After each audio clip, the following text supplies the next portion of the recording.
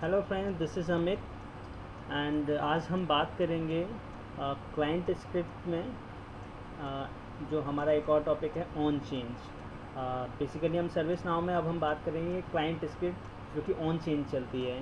ठीक है, तो हम ऑन चेंज क्लाइंट स्क्रिप्ट के बारे में आज पढ़ेंगे उसके बारे में, और हम उससे रिलेटेड टास्क करेंगे किस तरीके से हम उसमें ऑन चेंज क्लाइंट स्क्रिप्ट का यूज़ कर सकते हैं। तो हमारा जो बेसिकली होता क्या है client script, on change client script क्या होती है उसके बारे में आपको बता देता हूँ। Script which perform actions when option value of a field changes.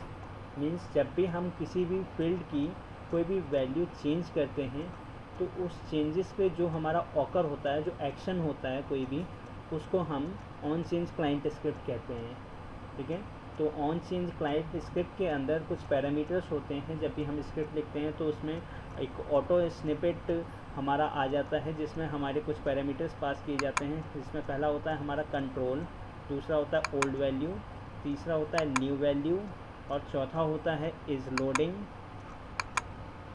और हमारा लास्ट होता है इज़ टेम्पलेट। तो मैं आपको बता देता हूँ, कंट्रोल जो क्या है वो हमें वेरीफाई कराता है कि the field whose value change if any. जिस फील्ड की, अगर किसी फील्ड की वैल्यू चेंज हुई है तो उसके बारे में हमें वो बताता है। ये हमारा बेसिकली एक ऑब्जेक्ट होता है जो आपको एक तरीके का HTML एलिमेंट का ऑब्जेक्ट होता है। ठीक है, ओल्ड वैल्यू जो होती है हमारी, जो अगर हम मान लो हमारे किसी किसी हम एग्जिस्टिंग रिकॉर्ड को खोल रहे हैं किसी भी इंसिडेंट पे, और उसमें हमारे कोई भी वैल्यू पहले से इंसर्ट है तो उसको हम ओल्ड वैल्यू कहते हैं। अगर हम उस वैल्यू को चेंज करते हैं तो वो हमारी न्यू वैल्यू होती है। The value of this visit after the change और when the is loading parameter is true, the same value as the old value parameter. Okay, next हमारा होता है is loading. Is loading identifies whether the form is loading and also indicates that no field have changed value. This parameter can only be true when the form is loading and no values have changed. मतलब ये हमारा is loading क्या करता है, identify करता है कि हमारा जो फॉर्म है वो लोड हो रहा है, और ये हमें ये भी बताता है कि किसी भी फील्ड पे वैल्यू चेंज हुई है या नहीं। Okay, this parameter can only be true. ये ट्रू तब होता है जब फॉर्म हमारा लोड हो रहा होता है और कोई भी वैल्यू उसमें चेंज नहीं होती है।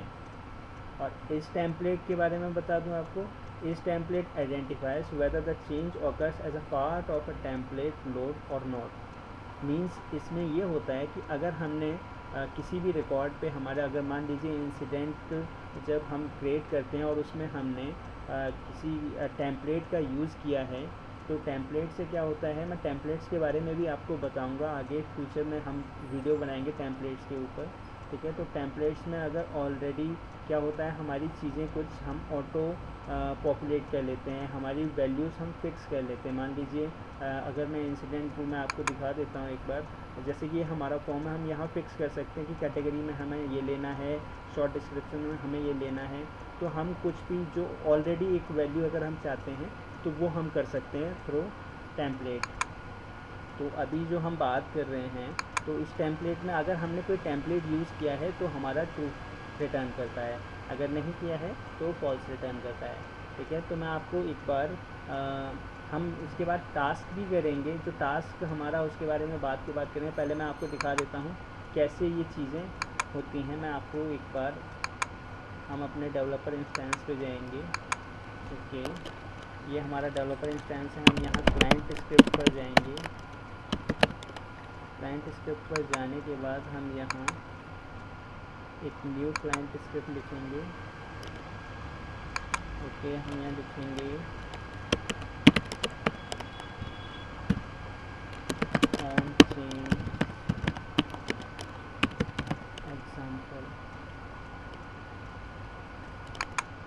ओके, यहाँ पे हम इंसिडेंट पे परफॉर्म करेंगे, तो मैं इंसिडेंट टेबल को सेलेक्ट करूँगा। हमारा जो स्क्रिप्ट टाइप होगा वो ऑन चेंज होगा।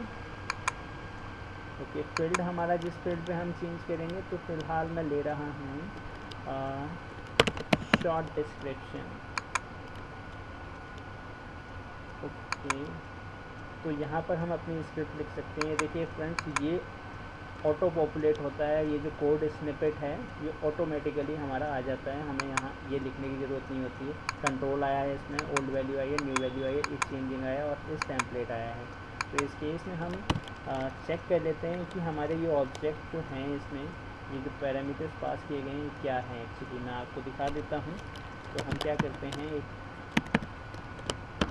आपको टेस्ट करा देता हूँ कि इसमें क्या होता है बेसिकली।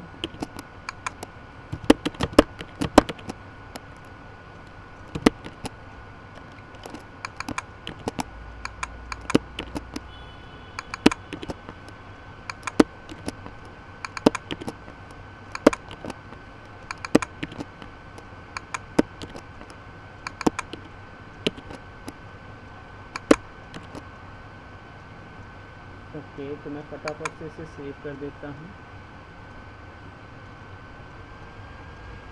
हमें शॉर्ट डिस्क्रिप्शन पे लगाया है, तो फ्रेंड्स हम चेक कर लेंगे एक बार इंसिडेंट में जा कर के अपने।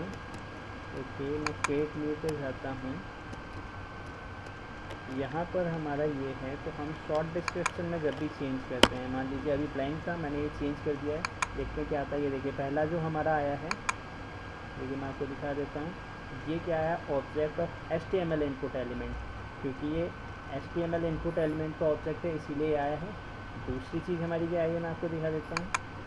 दूसरा आया है हमारा एम्प्टी में, क्योंकि हमारी इसमें शॉर्ट डिस्क्रिप्शन में कोई भी वैल्यू नहीं थी। मैं आपको एक बार स्क्रिप्ट दिखा देता हूँ। Okay,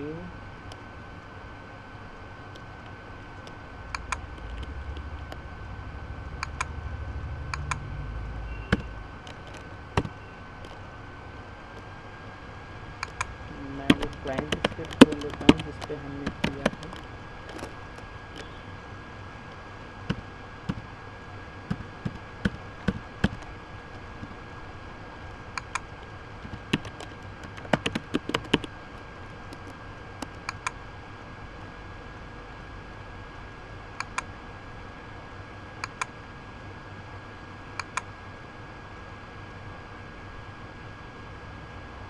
okay, on change example है हमारा। तो आप देख सकते हैं फ्रेंड्स, इसमें जो पहला अलर्ट है वो कंट्रोल था, दूसरा अलर्ट है ओल्ड वैल्यू का, और तीसरा अलर्ट है हमारी न्यू वैल्यू। तो हम चेक करते हैं कि तीसरे अलर्ट में क्या होता है। ये देखिए हमारी जो न्यू वैल्यू है, ए हमने सबमिट किया था, यहाँ पे आप देख सकते हैं, ये हमें दिख रहा है यहाँ पर। ओके, और जो हमारी फोर्थ वैल्यू है वो हम देख लेते हैं क्या है। फोर्थ वैल्यू है हमारा इज़ लोडिंग। मैंने आपको बताया था इज़ लोडिंग तभी फॉल्स होता है जब हमारी कोई फॉर्म लोड हो रहा हो और उसकी वैल्यू चेंज ना हो। तो ये हमारा यहाँ फॉल्स आया है, उस टाइम पे वो ट्रू होता है अगर वो फॉर्म लोड हो रहा होता है और कोई पैरामीटर चेंज हुआ होता है, नहीं हुआ होता है सॉरी। तो इस केस में हमें ट्रू आता है फ़िलहाल, क्योंकि हमारे फॉर्म लोड हो चुका है ऑलरेडी, तो इसीलिए फॉल्स आया है।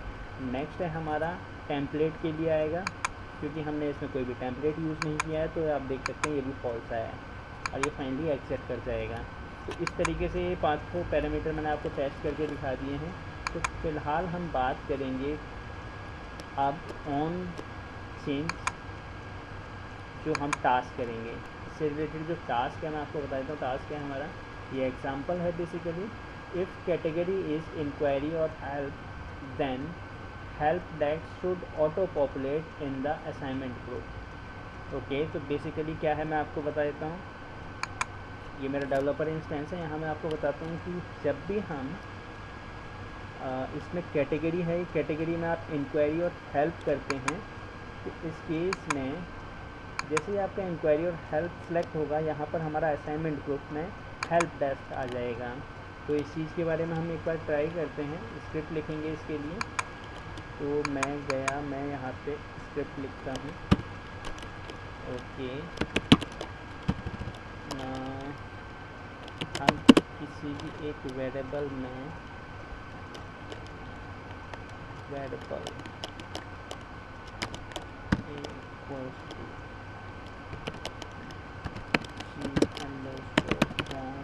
g_form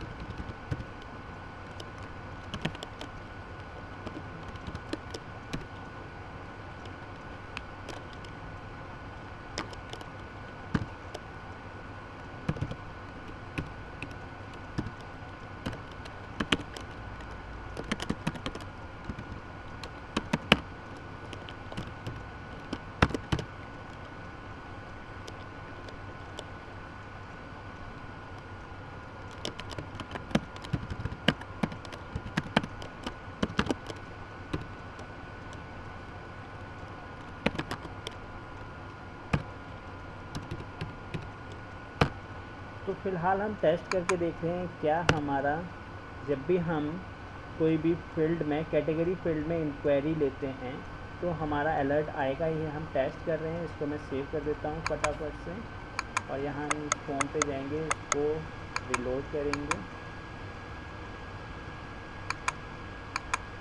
तो आप देख सकते हैं यहाँ पे मैं अगर यहाँ पे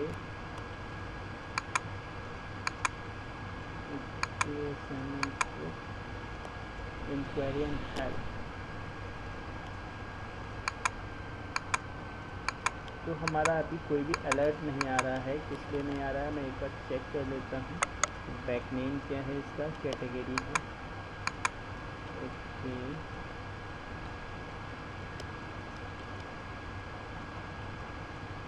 कैटेगरी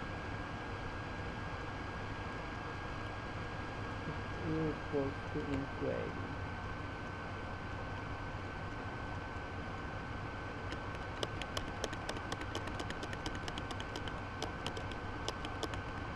ओके, यहाँ पे हम टेस्ट करते हैं कि ए के अंदर क्या जा रहा है।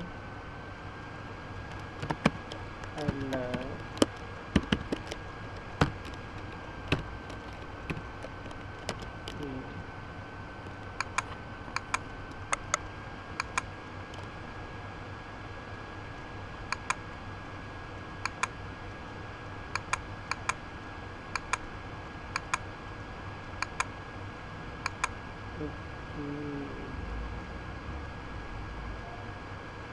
इससे हम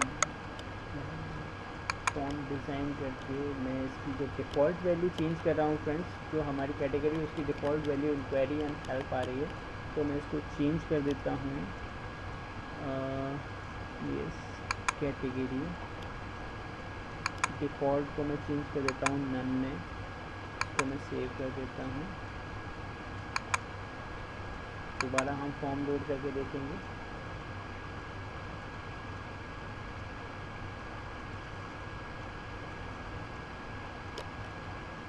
तो एक नया इंसिडेंट खोलेंगे।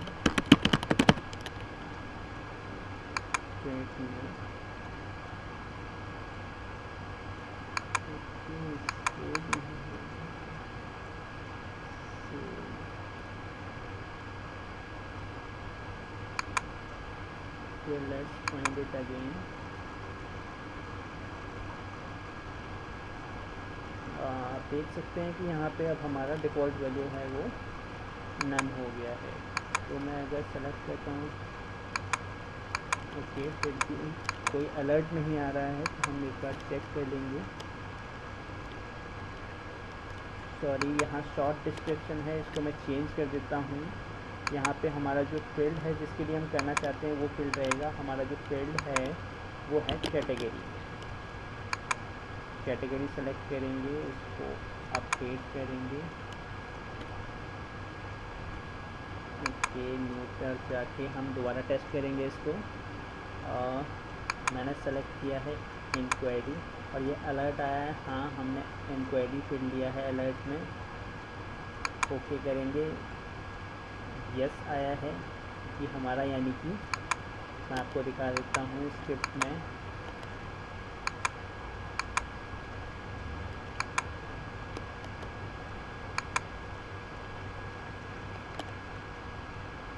ओके, स्क्रिप्ट में हमारा जो पहला अलर्ट था वो ये था जिसमें हमारी वैल्यू आ रही थी कैटेगरी की, क्या है उसमें सेलेक्ट कर रहे हैं हम।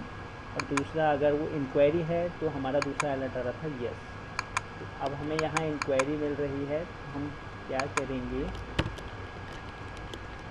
कि यहाँ पे इंक्वायरी आने पे सेट करेंगे हम फील्ड को। अब g_set form dot set value, उस फील्ड का बैक नेम देंगे जिसमें हमें वैल्यू सेट करनी है। तो हमारे फील्ड का बैक नेम है असाइनमेंट अंडरस्कोर ग्रुप। जो हम वैल्यू सेट करेंगे उसे लिखेंगे हम। बेसिकली हम एक रेफरेंस फील्ड में वैल्यू सेट कर रहे हैं। ये क्या है, रेफरेंस फील्ड है। यहाँ पर हम अगर हेल्प डेस्क लेते हैं, तो ये देखिए इसका रिकॉर्ड खुलेगा, इस रिकॉर्ड को ओपन करेंगे और इसकी सिस आईडी को कॉपी कर लेंगे यहाँ से, क्योंकि रेफरेंस फील्ड में हमेशा सिस आईडी वर्क करती है। ओके, तो हम यहाँ पर जा कर के इसकी सिस आईडी को पेस्ट कर देंगे। ओके, सिस आईडी हमने पेस्ट कर दिया फ्रेंड्स। तो अब हम इसको एक बार सेव करके दोबारा टेस्ट करेंगे, फ़ोन को रीलोड करेंगे।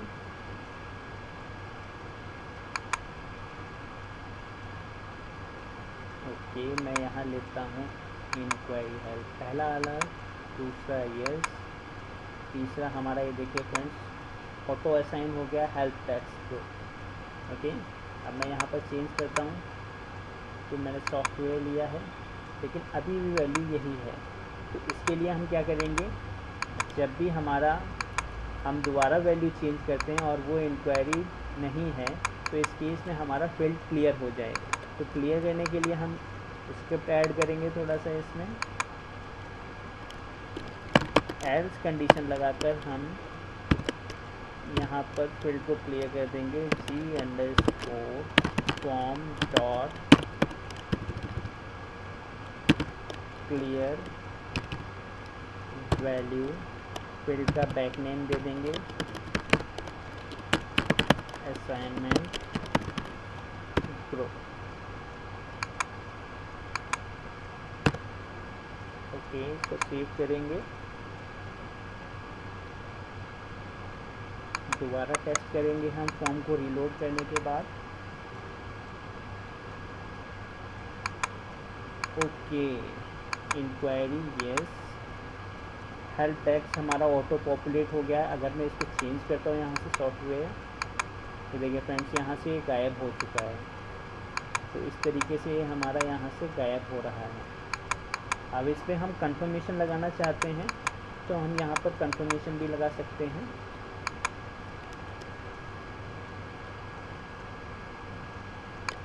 यहाँ पर हम अलर्ट की जगह वेरिएबल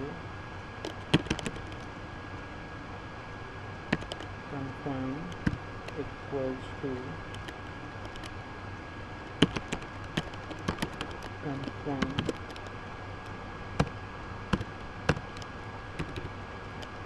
ओके, हम कंफर्म करेंगे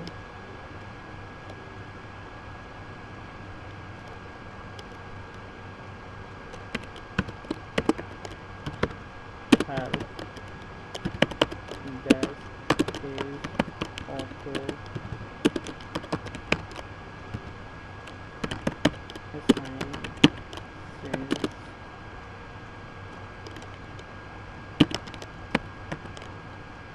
category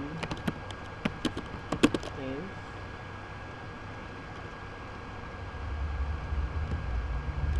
ये शॉर्ट कर दें,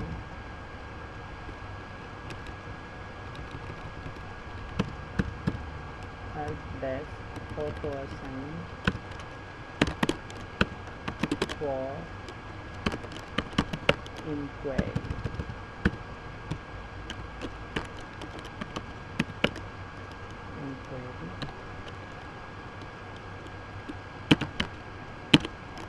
Click cancel, click not required।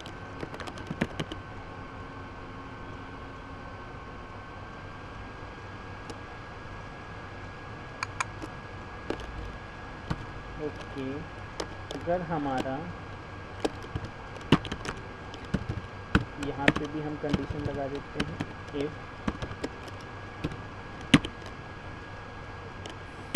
confirm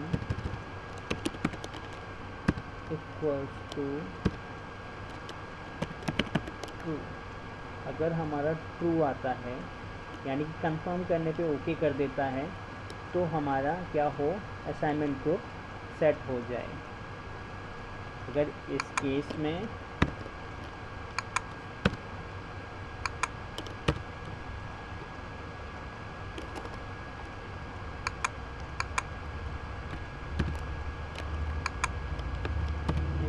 इसमें अगर फॉल्स करता है एल्स, तो एल्स केस में हम कर सकते हैं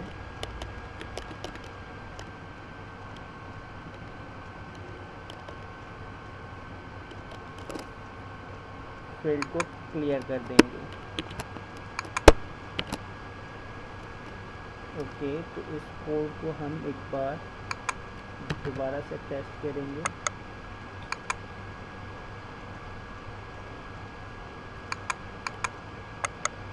फॉर्म को रिलोड करेंगे। कैटेगरी इंक्वायरी लेता हूँ मैं। Okay, help desk auto assign for inquiry, click cancel if not required. Okay करता हूँ तो मेरा ये असाइन हो गया है। अब मैं इसको कुछ और चेंज करता हूँ तो ये देखिए क्लियर हो गया है। मैं इसको दोबारा असाइन करता हूँ, ऑटो पॉपुलेट हो गया है।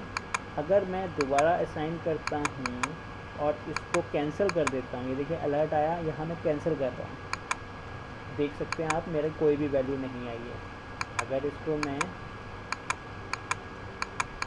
दोबारा लेता हूँ और ओके करता हूँ तो मेरी वैल्यू आ जाती है। तो इस तरीके से हम इसको थोड़ा सा कस्टमाइज़ कर सकते हैं। किस तरीके से, मैं चाहता हूँ तो मैं ओके करूँगा, अगर मैं नहीं चाहता हूँ कि मेरा असाइनमेंट ग्रुप आए तो मैं कैंसिल कर दूँगा, अगर मैं नहीं चाहता हूँ।